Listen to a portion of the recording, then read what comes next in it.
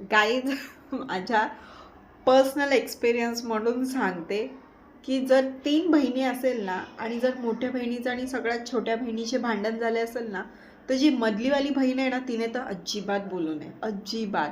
जेव्हा ती बोलते ना तर आहे ना मोठी बहीण तर ऑलरेडी तिच्यावर चिडलेली असते की तू तिला समजवत नाही, तू मला समजवायला आली. आणि छोट्या बहिणीला असं वाटतं की तू आलीच म्हणजे ती कमी होती की आता तू पण आलीच.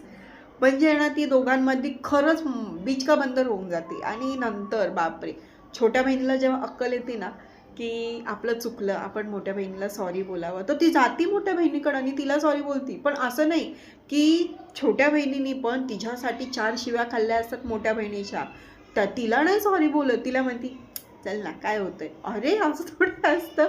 माझा पर्सनल एक्सपिरियन्स आहे सिरियसली गाईज.